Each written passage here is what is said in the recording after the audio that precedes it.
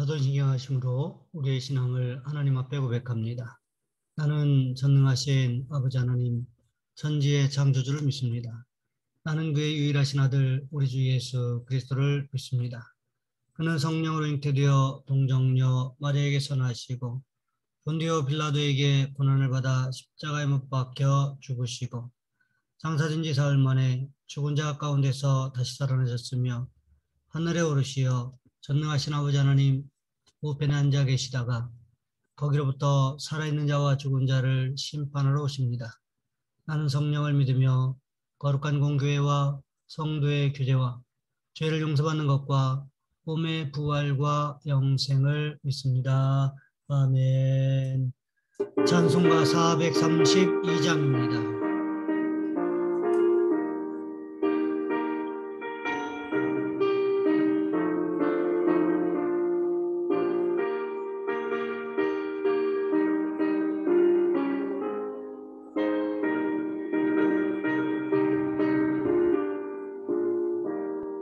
큰 물결이 설레는 어두운 바다 서등대의 불빛도 희미한데 이 풍랑에 배저항해 하는 이 작은 배 사고는 주님이라. 나 두려움 없네 두려움 없도다. 주 예수님 늘 깨어 계시도다. 이 흉흉한 바다를 나 지나면 저 소망의 나라에 이르리라.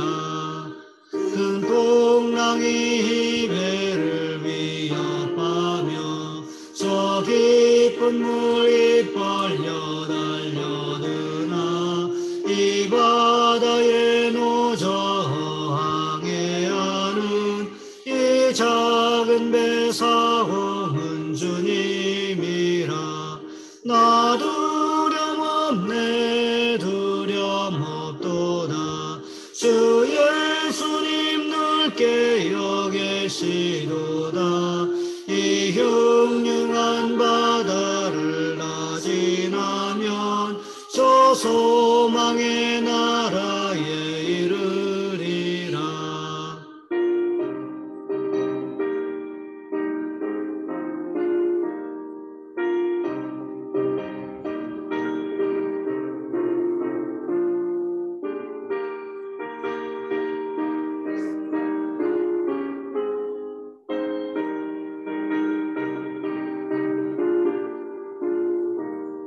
큰 소리로 물결을 명하시면 이 바다는 고요히 잠자리라.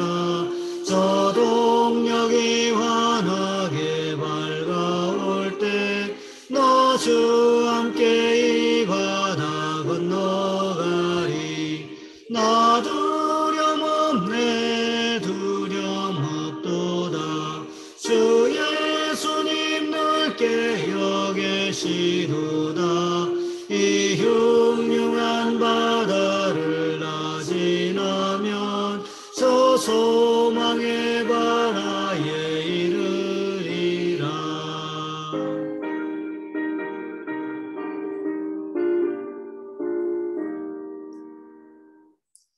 오늘 말씀 열왕기하 6장에서 보겠습니다. 열왕기하 6장 1절로 7절까지 말씀입니다.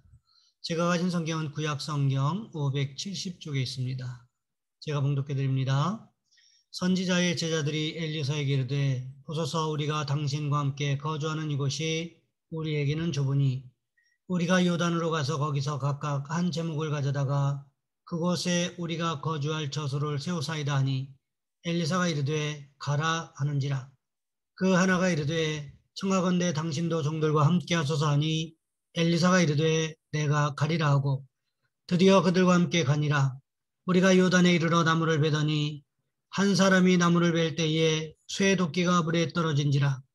이에 외쳐 이르되 아 내 주여 이는 빌려온 것이니이다 하니 하나님의 사람이 이르되 어디 빠졌느냐 하매 그곳을 보이는지라. 엘리사가 나뭇가지를 베어 물에 던져 쇠 도끼를 떠오르게 하고 이르되 너는 그것을 집으라 하니 그 사람이 손을 내밀어 그것을 집으니라. 아멘. 오늘 본문의 말씀을 가지고 하나님이 예비하신 기적이라는 제목으로 함께 말씀을 살펴보겠습니다. 세브란스 병원에서 일어난 치유의 기적을 소개한 책 쿵쿵 다시 뛰는 생명의 북소리라고 하는 책이 있습니다. 이 책에 최수정 자매의 간증이 소개되어 있습니다. 이화여대에서 한국무용을 전공했습니다. 2011년 통합무용 콩쿠르에서 금상을 수상하기도 했습니다.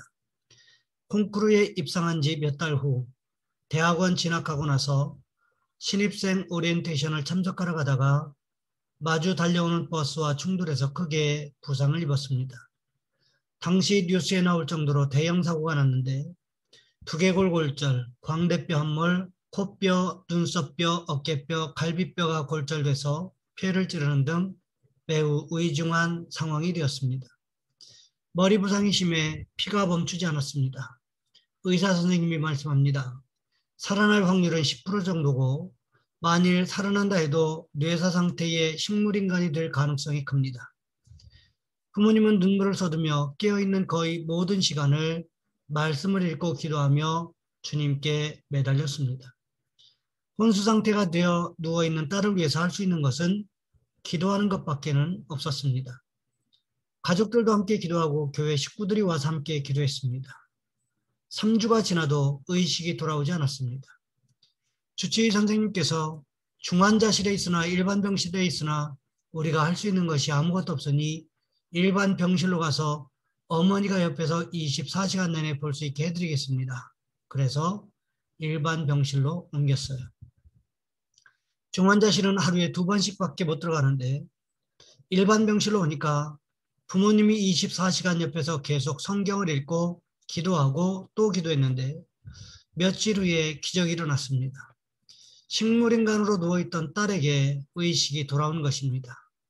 주치의가 놀라서 말합니다. 기적입니다.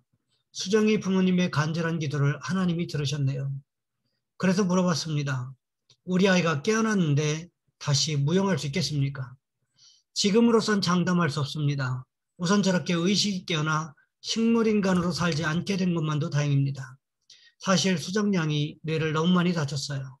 그래서 재활을 한다 해도 팔을 잘 들 수 있을지 모르겠습니다.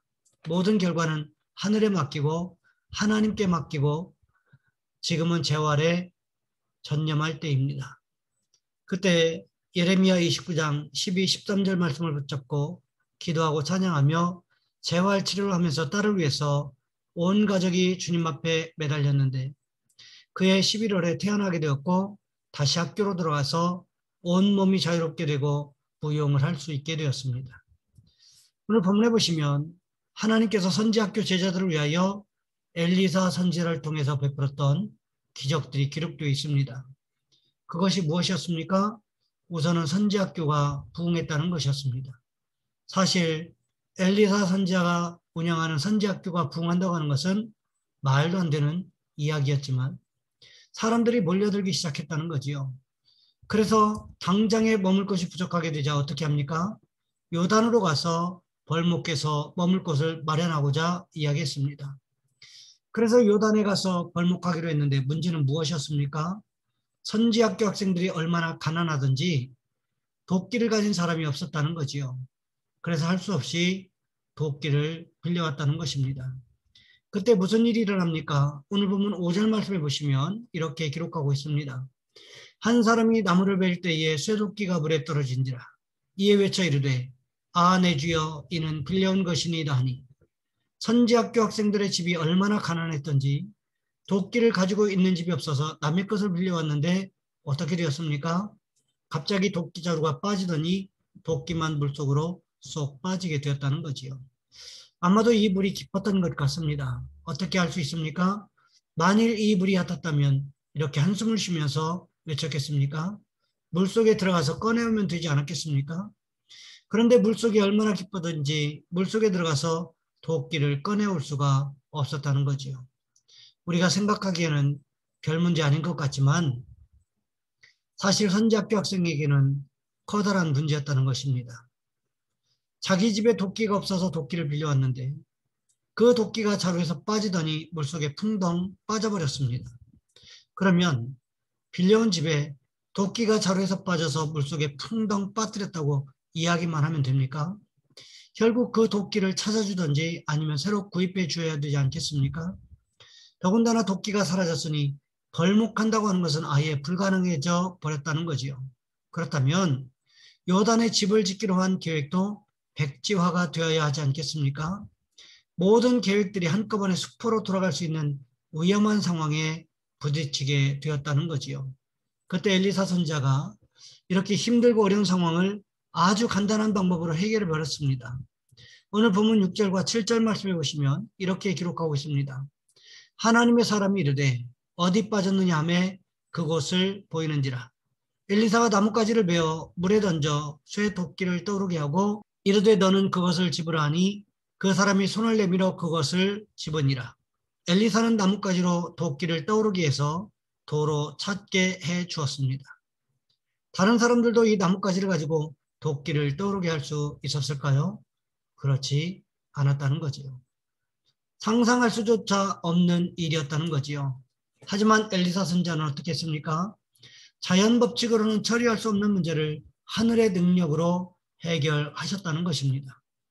예수님께서도 그렇게 하신 적이 있었습니다. 한 번은 예수님께서 갈릴리 바다를 가로질러 가실 때에 풍랑을 만나게 됩니다. 제자들이 열심히 물을 퍼내면서 배를 바로잡으려고 노력했지만 제자들의 열심이 풍랑 앞에서는 무용지물이 되었다는 거지요. 그때 제자들이 예수님을 깨웁니다.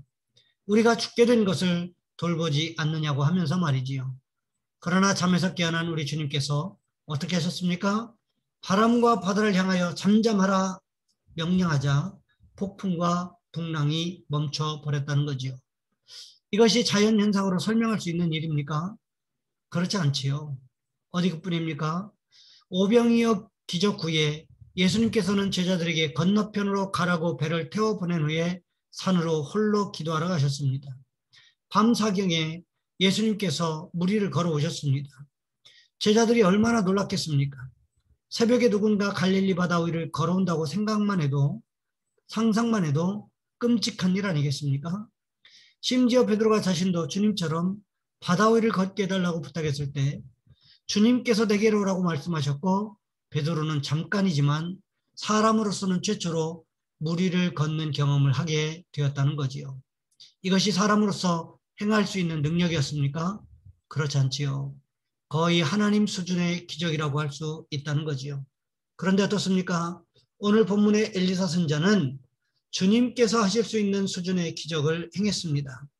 물론 이 기적이 일어난 것은 엘리사의 능력이 아니고 하나님께서 엘리사 선지자를 통하여 일하신 능력이었다는 거지요. 예수님께서 부자가 하나님 나라에 들어가기가 얼마나 어려운지 낙타가 바늘기로 들어가는 것이 더 쉬울 것이라고 말씀하셨을 때 제자들이 서로 놀라서 그러면 누가 구원받겠느냐고 했지요. 그때 우리 주님께서 하신 말씀이 무엇이었습니까?